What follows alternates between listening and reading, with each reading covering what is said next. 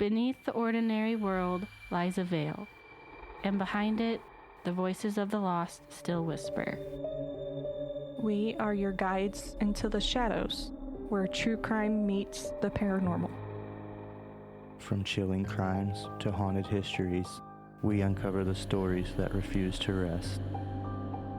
This is Veil of Echoes.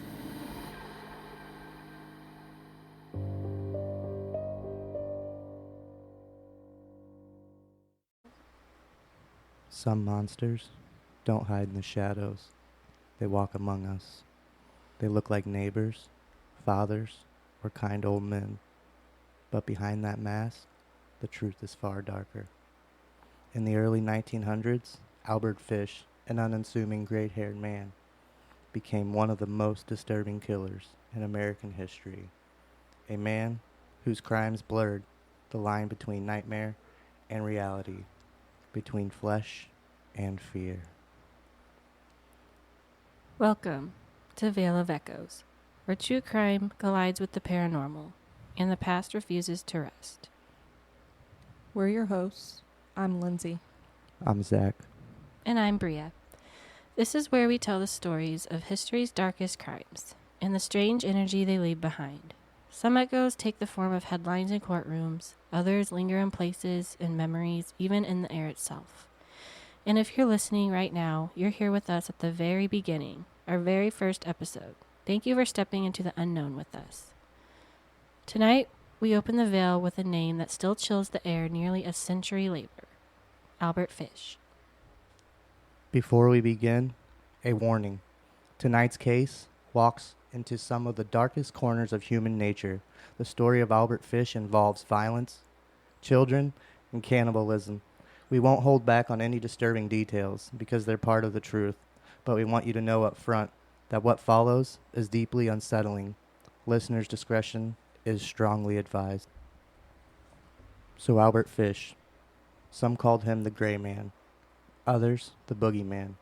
To a few, he was the Brooklyn Vampire, the Moon Maniac, the Werewolf of Wisteria, a man whose crimes were so gruesome, even seasoned detectives struggled to put them into words. But every story has a beginning, long before the headlines, long before the trials, long before the electric chair. Picture it, Washington, D.C., May 19th, 1870. The Fish family welcomes a baby boy, Hamilton Howard. They couldn't have imagined what the child would one day become, what shaped him.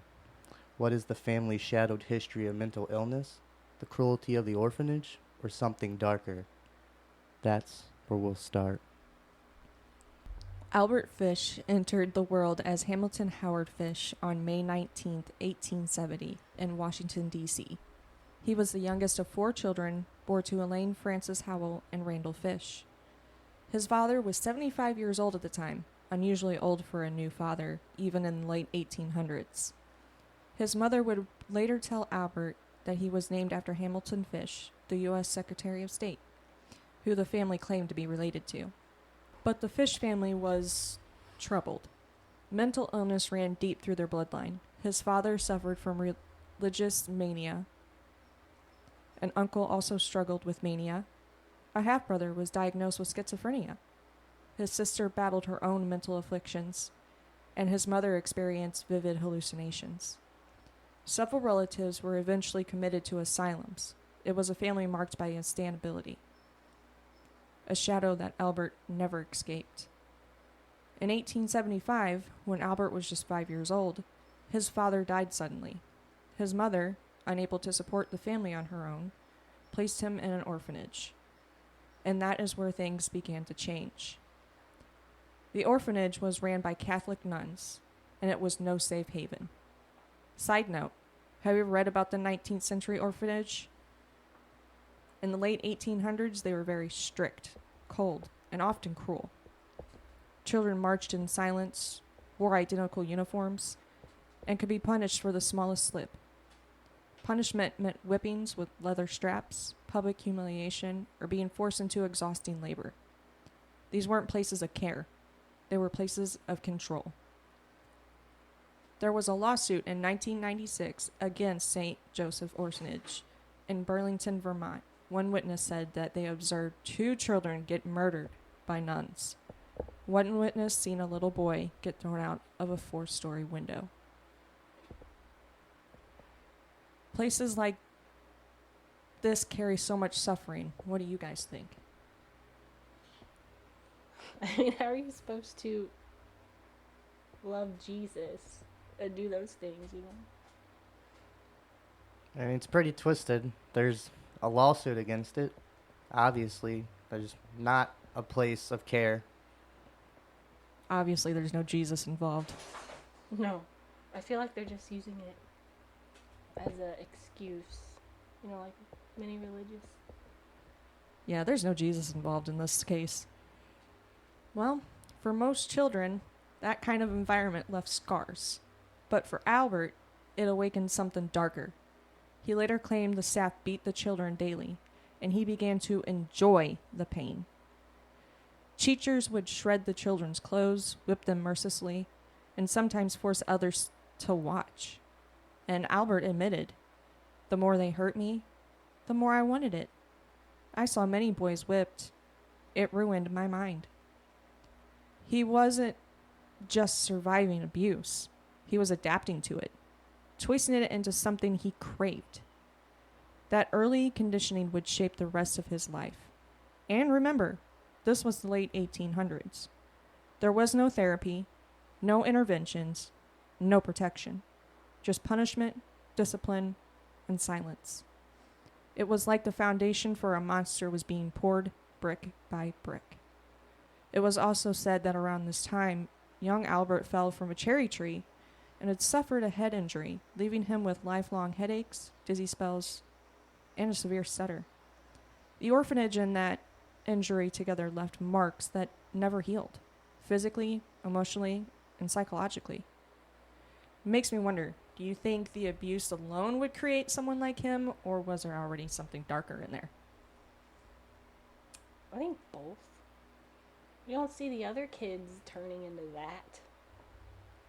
I just think he just got screwed over. I mean, being in the orphanage and then having a family history of psychoticness. Yeah, the mental illness, the Hitting his history of head. mental illness. Yeah, it runs like a river in that family. Yeah. Unfortunately, yes. Oh, I could say the same thing for mine. In 1880, Albert was now 9 years old when his mother eventually found stable work with the government. She brought Albert home, but the seeds were already planted. As soon as they would take root in ways no one could have imagined. By 1882, when Fish was only 12 years old, he formed a relationship with a telegraph boy who introduced him to drinking urine and the consumption of feces. He also began visiting public restrooms so he could see other boys undressed to satisfy his sexual gratification. When Fish was 15, he graduated from public school, and to rid himself of the ridicule that he was subjected to by his fellow classmates, including getting the nickname Ham and Eggs, he changed his name from Hamilton to Albert, which happened to be his deceased younger brother's name. I don't know. Ham and eggs. What's up, Ham and Eggs? Every time, Yeah. I mean, it was only the 1800s, so I guess they didn't have other nicknames be thrown at him, but Ham and Eggs, the front of the line. Well, Albert didn't like it, so. no, he didn't. Ham and Eggs, your ham and eggs are ready? Once Albert was back home with his mother, he didn't exactly blend back into a normal life.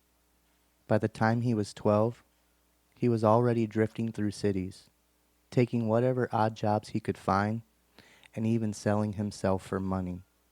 At the same time, he began developing habits that grew darker with each year.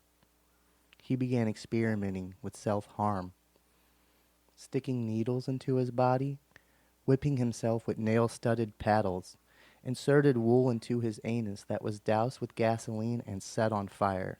And somehow, pain became pleasure.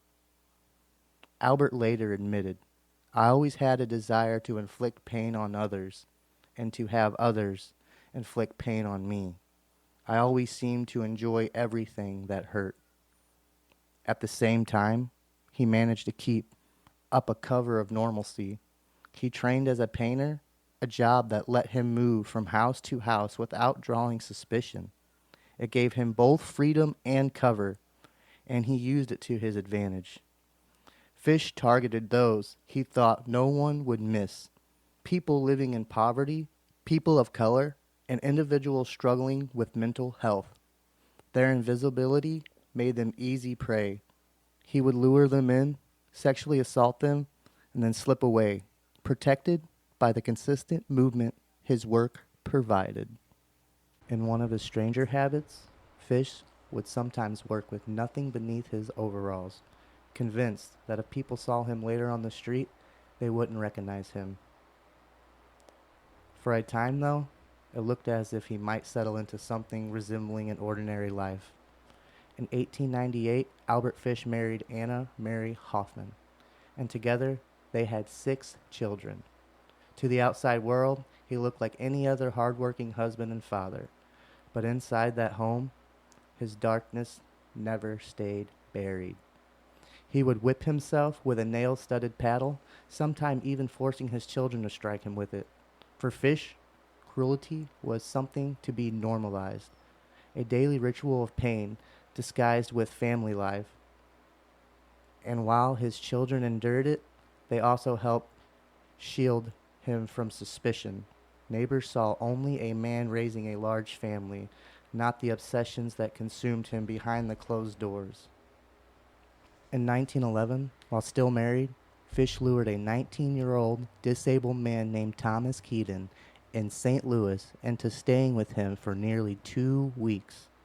Later, Fish admitted that he tied Keaton up and tortured him during that time, playing out some of the fantasies he had described in his letters. He used a whip, forced him into degrading acts, and toyed with the idea of mutilation. According to Fish, his original plan was to kill Keaton and end his torture by cutting off the tip of his penis.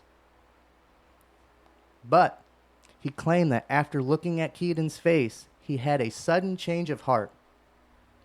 He poured peroxide on his wound, wrapped it in a Vaseline-covered tissue, left him $10, and kissed him goodbye.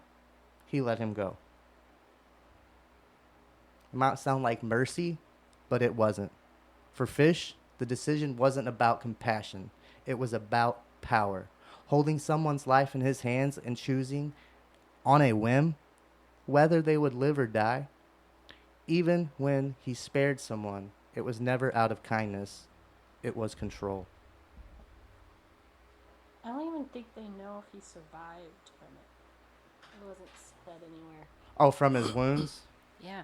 It never said if the boy lived or died that he was just let go? Not that I could find.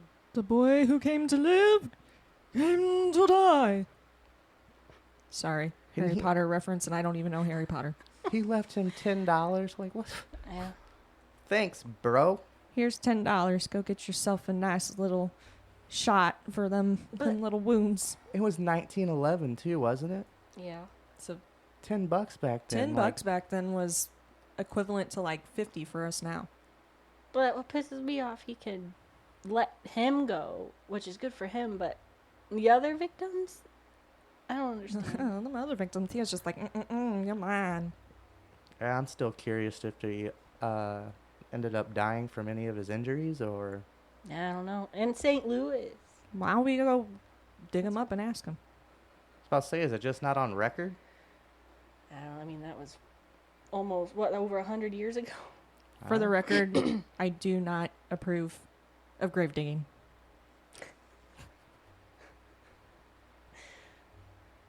Me neither. I mean, you can do it if you want, but I don't condone it. Yeah. Anyways. By 1917, his marriage collapsed when Anna left him for another man. abandoning Fish to raise the children alone. Aww. From that point on, his compulsions only deepened. Without anyone in the home to restrain him, the odd rituals he had once kept inside spilled outward. Soon, the darkness that consumed his private life would begin preying on the outside world. And it wasn't long before the darkness turned deadly. Albert Fish's hunger for the grotesque started long before his marriage in 1882. He prowled the lonely hearts, sections of newspapers where women placed hopeful ads for love and companionship. But Fish wasn't searching for romance. He was feeding darker compulsions. When his wife abandoned him in 1917, those urges grew bolder, and his replies turned into pages of cruelty and fanaticism. He wrote of violent sexual fantasies tangled with religious devotion. In one chilling letter he begged, "I want you to whip me with a cat o' nine tails, and I will bleed and pray as you do it." For him, it wasn't about love or companionship. It was about pain, a mix of sexuality, control, and religion. Most women ignored him or turned him down immediately, but the ads gave him an outlet, a way to test how far he could push the boundaries in plain sight. It was another reminder that Albert Fish was always hiding in plain view, his sickness woven into the ordinary fabric of everyday life. On July 14th, 1924, 8-year-old Francis McDonald vanished while playing outside near his home on Staten Island. Earlier that afternoon, his mother, Anna, had noticed a frail, stooped old man walking slowly down the street. He had gray hair, a scruffy mustache, and a gaunt, stubbled face. His hands twitched constantly as he muttered to himself. Even the family's dog bristled and barked as he passed. Anna thought he looked out of place, shabby, straggly, almost ghost-like. She could never have known what that sighting would mean just hours later. Later, Francis joined some neighborhood boys in a game of catch. While they played, that same gray-haired stranger appeared again, watching from a short distance away. The man seemed to beckon, and Francis wandered toward him. Within moments, both he and the old man had vanished. A neighbor would later recall seeing Francis heading toward the woods, and just behind him, the same gaunt, gray-haired stranger. And here's the thing. If you saw someone like that wandering in your neighborhood, looking frail and twitchy, would you honestly think twice about it? Or would you just brush it off as a harmless drifter? Makes you wonder how many times we might pass someone dangerous without ever realizing it. Just makes me think of another crackhead. Yeah. But, like, seeing him walk behind a little child into the woods, what would you think? I'll tell you right now, if I had a child and he had somebody like that following behind him, I'd be telling that little dude, you better square up with that man. I know what his intentions are. Yeah. I give you permission to hit this man. This says a neighbor would later recall seeing him heading towards the woods, and behind him the same gaunt, gray-haired stranger. What was just staring? Oh, here, let me watch as this child just mysteriously goes into the woods and there's a mysterious man following this child. Like, oh, by the way, I did see. Oh yeah, I saw him, but you know. And what about the other kids? It says he was playing with other neighborhood boys, and he just beckoned for this kid, or was he just beckoning and Francis decided, hey. I think that's what happened. He really saw something in him. The other kids ignored him, and like, then oh, Francis sorry, was sir, the they're one who rude. went up. Can I help you I'm with sorry, something? sir. Oh, God. This Poor is thing. not the help I asked for, sir. Twisted. Yeah, poor thing. When Francis didn't come home for supper, panic set in. His father, Arthur McDonald, still dressed in his police uniform, rushed out to search, and soon an alarm was raised across Staten Island. Friends, neighbors, police, and even groups of Boy Scouts joined the hunt. The next day, a trio of scouts searching a wooden property stumbled across a horrifying sight. Francis's body had been hidden under a pile of branches and leaves. His clothes were found to be violently ripped away from his body, and it appeared that he had been sexually assaulted. His suspenders were used to strangle him, which were twisted around his neck so tightly that they were embedded into his skin. The scene was so brutal, so disturbing, that even seasoned investigators admitted it stayed with them. Within an hour, more than 50 officers swarmed the area, but despite the massive search effort, the identity of the gray-haired man remained a mystery. I think this is where he got his gray man stigma. Yeah, because not only the mother saw him walking around, the neighborhood seen him, and another neighbor seen him following him into the woods, and I just think he's really screwed up. Scruffy old mustache.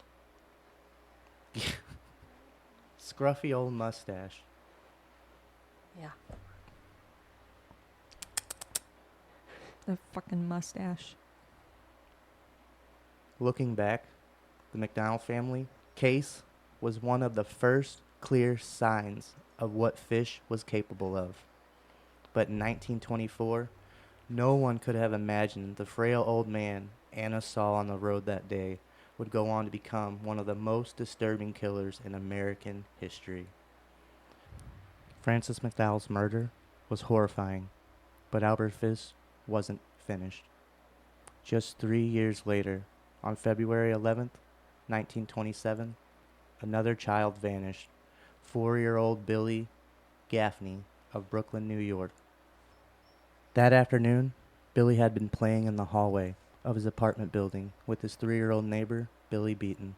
Later that day, the younger boy was found, wandering alone, scared and crying. When police asked him what happened to his friend, his answer was chilling. The boogeyman took him.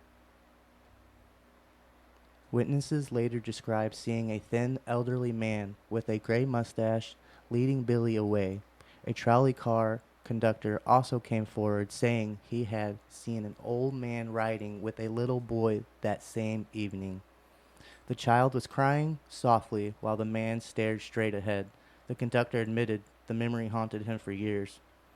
Albert Fish later admitted that he had stripped Billy of his clothes, burned them, and then tied and gagged the little boy before abandoning him in the desolated dumping ground overnight. He didn't return until nearly 2 o'clock the next afternoon. And when he did, he carried with him a homemade whip fitted with 6 lashes and used it before finally ending Billy's life.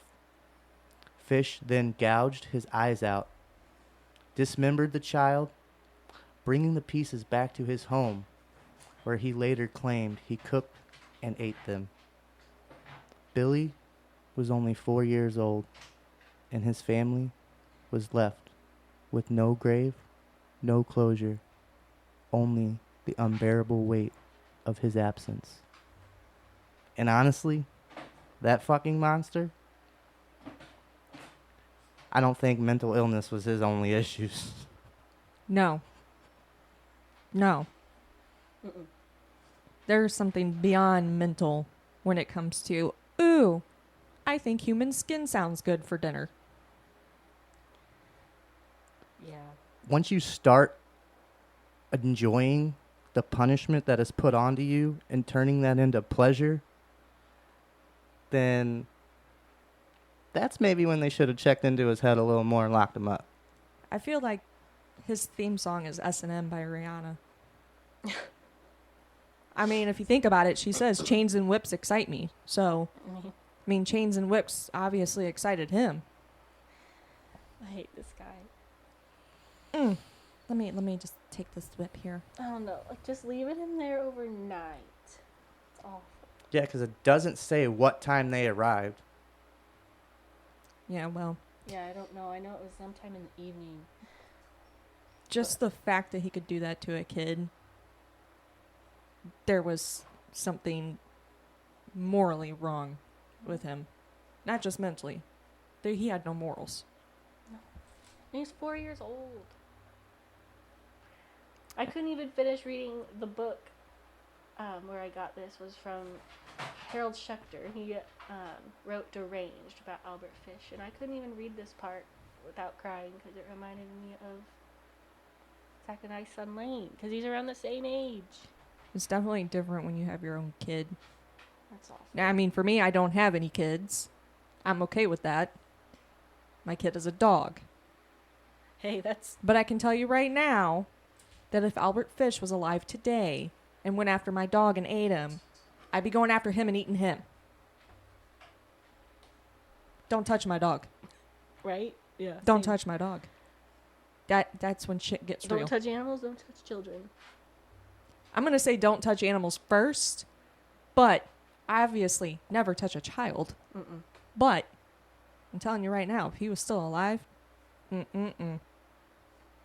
just hope wherever he is, he's rotting in the deepest parts of hell that exists, you know? I kind of hope that he's having his skin torn apart every single day. Well, he would enjoy it, apparently. Well, maybe not every single day, though. Might actually start saying, okay, this is getting boring. I need something else to excite me. Kind of like a drug addict. Well, True. pot's not doing anything. Woohoo! Heroin. Yeah. I feel like if it wouldn't have been the early 1900s, that's exactly probably what he would have been doing. Oh, yeah. Doing some mercury, too. Yeah, along with still shoving those needles up there, but... Yeah. Didn't you say he shoved them in his scrotum? He shoved them in the area between the scrotum and his anus. Yeah, because I read he tried to do it through... Right into the taint, because the testicles hurt too much. Yes. Yeah. Like, even that caused him... He said he started to cry, is what I heard. Wow, Like, really? he actually can cry? Yeah. Oh, my God. You shouldn't have stabbed yourself on the balls. That's the only way I can feel pain. Guy's fucking psycho. But Billy's case wasn't an isolated tragedy. Fish had been drifting from place to place, always targeting the most vulnerable, and each time, his compulsions grew darker, the violence escalated, until finally, his obsession brought him to the case that made his name infamous, the disappearance of Grace Budd. It was June 3rd, 1928, and Albert Fish had a plan. He spotted a newspaper ad placed by the Budd family. They were looking for work for their teenage son, Edward.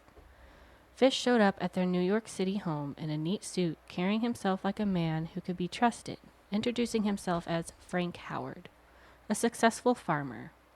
He claimed he needed a strong young man to help him with farm work, and Edward seemed like a perfect fit.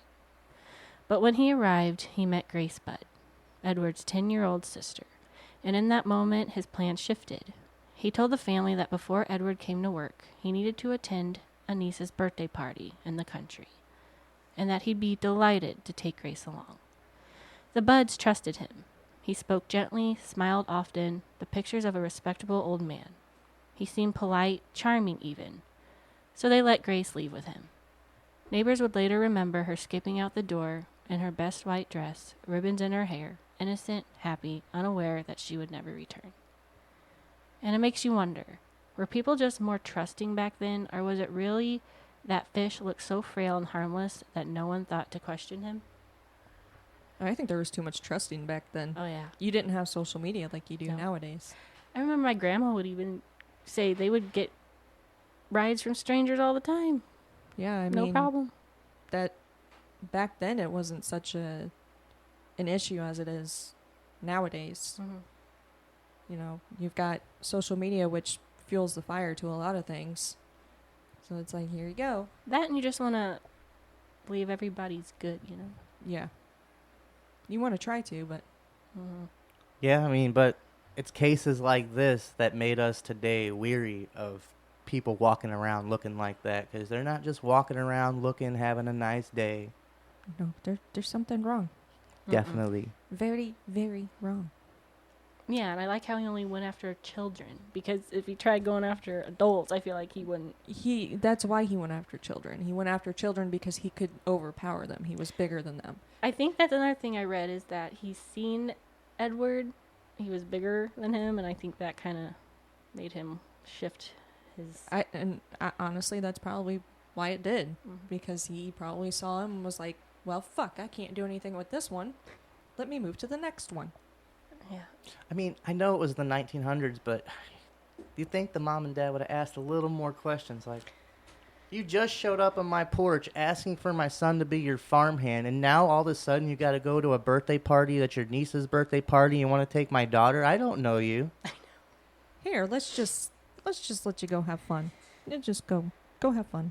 It's fucking awful. That's... Yeah, I bet they became real strict after that. Boy, such great parents. Those poor I thought parents, mine were though. bad. It's awful. It's awful. So as Fish and Grace left the city together, he stopped at a newsstand to collect a small package he had left there earlier for safekeeping. Inside was a butcher's knife, a handsaw, and a meat cleaver. Grace had even been the one to remind him not to forget it, kindly pointing out the bundle as they walked. If only she had known what that package really contained. For years, the Budd family lived with silence. No answers, only grief. But then, in 1934, a letter broke that silence. Before we go further, a warning. This next part is deeply disturbing. If you want to skip ahead a minute, now's the time. Inside, it read, on Sunday, June 3rd, 1928. I called you at 406 West 15th Street. I brought you pot cheese and strawberries. We had lunch. Grace sat on my lap and kissed me. I made up my mind to eat her, on the pretense of taking her to a party. You said yes, she could go. I took her to an empty house in Westchester. I had already picked out. When we got there, told her to remain outside. She picked wildflowers. I went upstairs and stripped all my clothes off. I know if I didn't, I would get her blood on them. When all was ready, I went to the window and called her. Then I hid in a closet until she was in the room. When she saw me all naked, she began to cry and try to run downstairs. I grabbed her and she said she would tell her mama. First, I stripped her naked. How she did kick, bite, and scratch. I choked her to death, then cut her in small pieces so I could take my meat to my rooms, cook, and eat it. It took me 9 days to eat her entire body. She had died a virgin. In the same letter, Fish piled on cruel, unnecessary details, not to confess, but to torment. He ended by insisting Grace had died a virgin, a line crafted to twist the knife even deeper into her grieving family.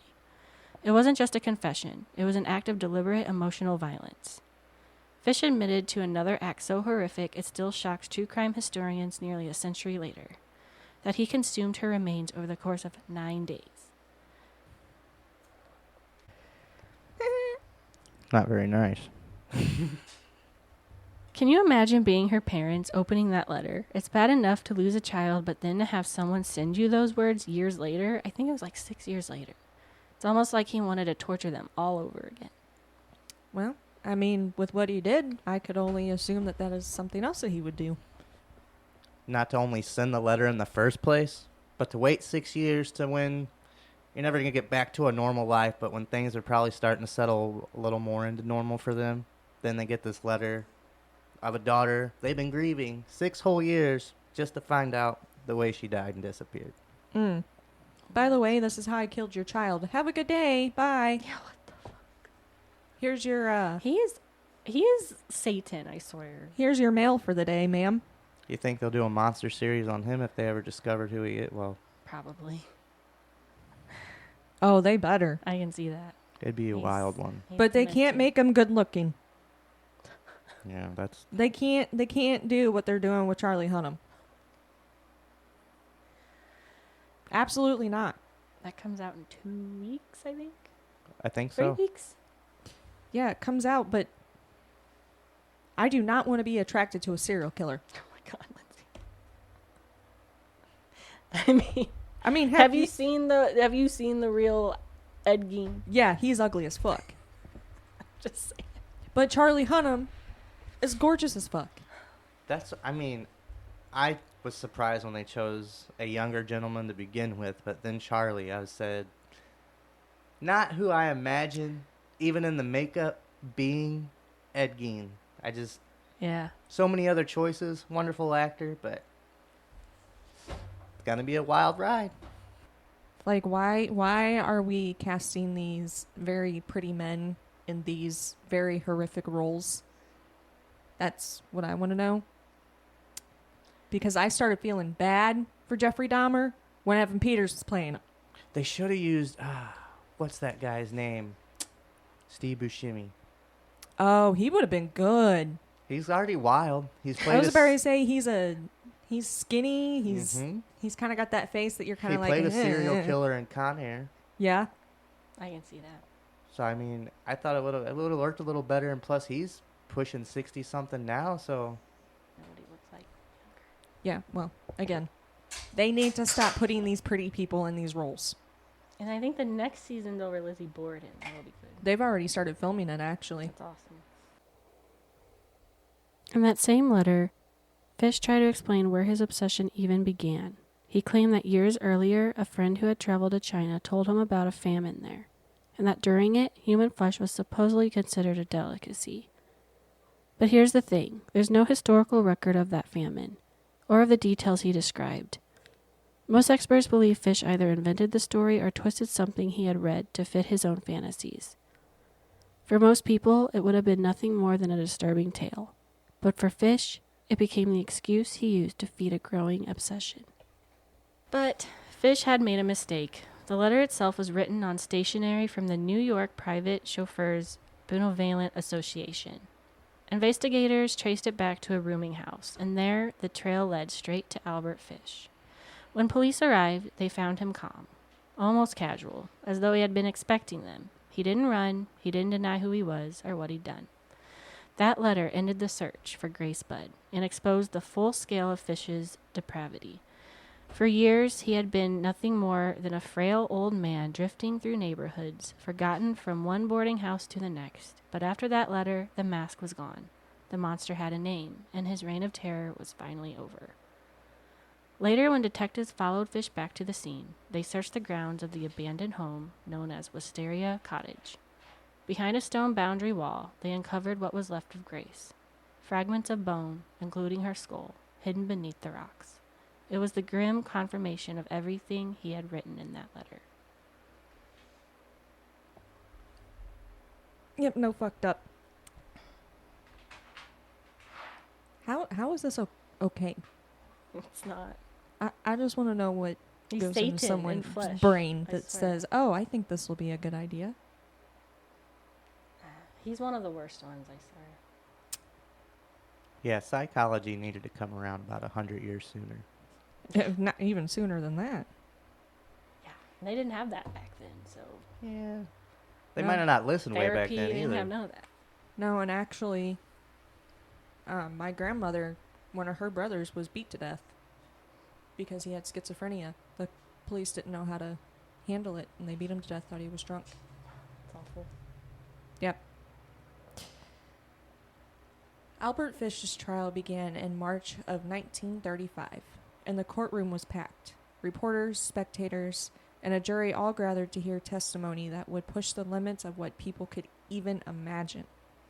The defense argued insanity, painting him as a man plagued by hallucinations, by voices from God, driven by compulsions he couldn't control. His children even testified. And this was one of the most complicated moments of the trial. They told the court that in their eyes, he had been a good father. He never laid a hand on them in violence.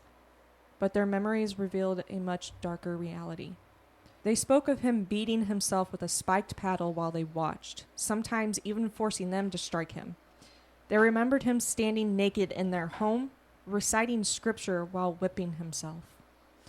Disturbing rituals that blurred pain, sex, and religion, all played out in front of children who were too young to understand. And beyond their words, the jury also heard the cold facts of his crimes. Grace Budd wasn't the only child Albert Fish took. There was Frances McDowell, the 8-year-old lured from Staten Island. There was Billy Gaffney, just 4 years old, last seen crying beside a frail old man on a trolley car. Investigators believe there were many others. Children whose disappearance were never fully solved. Their names and stories weighed heavy in the courtroom. A reminder that the shadow he cast fell on more than just one family. In the end, the jury wasn't convinced by insanity defense. Yes, Fish was disturbed, but he also knew exactly what he was doing. His planning, his lies, the way he manipulated the Budd family, all of it showed intent. After just 30 minutes of deliberation, they returned their decision. Guilty of first-degree murder. The sentence was death by electric chair at Sing Sing Prison. On January 16th, 1936, Albert Fish was led to the chair. Witnesses said he faced it with eerie calm, even helping the executioner adjust the straps. There was a long-standing rumor that the dozens of needles embedded in his body caused sparks when the current surged. Though prison officials later denied it, still, the images endured. His final words were chillingly simple. What a thrill. With those final words, the life of Albert Fish ended, but the shadow he cast still lingers. His crimes left scars that can't erase, and his name remains one of the darkest in American history. And here's a question for us. Do you think true justice was served in this case? Or can justice even exist when the crime is something this horrific? For the Budd family, and for the McDowells, and for the Gaffneys, there was at least an end to the waiting. The frail old man who had haunted their lives was gone. Which leaves us with the question, was Albert Fish truly insane? Or was he simply evil? Psychologists who studied him were divided. Some pointed to his sadism, masochism, and even twisted religious visions as signs of severe mental illness. Others argued he was fully aware that he did behind delusion, but always knew exactly what he was doing. And remember, this was the 1920s and 30s. Mental health science was still in its infancy. The words psychopath and serial killer weren't yet common. People struggled to even name what Albert Fish really was. So what do you guys think? Can someone be both insane and evil? Or does one cancel out the other? I think he was just evil. Yeah. 100%. This dude was like, hail Satan. And to think that his children said he was the best dad also is creepy. Yeah, that is what you would call PTSD. Something. Traumatic. I remember, I think the son or I don't know, the son or daughter walked out one night and he was on a hill just yelling, "Jesus, I'm Jesus Christ." With his dick out? I hope, maybe they walked in on him naked a few times doing weird stuff, so. Well, how you doing there, son? So if they didn't really use words like psychopath and serial killer, then how are they aware he had a mental illness? They're just like, well, this guy's nuts. This guy's nuts. I mean, what did they do back? Yeah, because back then with the asylums, they took those people. Yeah, they just took them. They didn't. Them. Yeah, they only. I don't know. Well, I guess because they he thought hid. drilling into their head would help. Lobotomy. Yeah, they thought that was going to help people. I mean, if his family hid, his... All 6 children. Because if you think about it, he was kind of under the radar that whole time until he wrote that letter. I want to say pure evil. It comes down to the planning and knowing what he was doing. Yeah, you can be mentally ill, but that's pure evil. Like, there's plenty of mental ill people that have no evil in them. They're just people out there that are mentally ill. Well, like I said earlier, Not all those children psychopaths. in the orphanages, they didn't. No. That I know of. There hasn't been a case on any of them coming out of there. I think on this one, you can throw the mental health out the door only because of what he did. You cannot blame mental health on killing children, eating them, and sexually abusing them. Exactly. No, because how many different things are considered a mental health illness? So many, especially now. Back then, obviously none. But with all the ones that we know of, who knows what he was suffering from? He could have a minor, or he could have been fully deranged, but there's nothing pointing that he was having a crazy manic episode. There's planning, there's thoughts, there's manipulation. He led these people to believe he needed help from their son just so he can kill their daughter. Well, and the worst part is that he didn't even have the intentions of the daughter first. No, so that goes to tell you how quick he changes his mind. Oh, yeah. He's like, he saw Edward and he goes, yep, that's the boy. He goes in their house. Oh, nope. I changed my mind. Planets have changed. They have shifted. The planets have aligned for me. Yeah. That's awful. I was going to go after Edward, but I found Grace instead. And maybe that's the strangest part. How fish seem to move through life like a shadow. Neighbors remembered an unease that lingered after he left. Boarding houses, crime scenes, even the Bud home. People described a heaviness in the air. At Sing Sing, guards whispered that the execution chamber grew colder in the days after his death. Lights flickered when no one was near the switch. Nothing proven, of course. But those whispers only added to the legend of the man some called America's real boogeyman. And it makes you wonder, when someone carries that much darkness, does it leave a stain on the places they've been or on the people they've touched? Maybe that's why his story still clings to us nearly a century later. The crimes were horrific enough, but it's the echoes that keep you awake at night. And nearly a century later, Albert Fish still horrifies people. Maybe it's because he went further than most can even imagine, or maybe because his story feels like more than just human evil. Something darker, something that never really left. And that concludes our first episode of Veil of Echoes. Don't forget to subscribe on your favorite podcast app and leave us a review if you can. And if you want to keep the conversation going, follow Veil of Echoes podcast on Instagram, TikTok, and Facebook. It helps more listeners step through the veil with us. Next time, we leave behind the streets of 1920 New York for the frozen forests of the far north. On Wednesday, September 24th, we face the Wendigo. A creature born of hunger and legend, a spirit said to possess those who give in to the greed, and a name whispered with fear, the Wendigo. This week, we're opening the veil wide with 3 episodes to launch our journey. But after that, you'll find us here every Monday. Until then, keep your ears open. And the veil closed.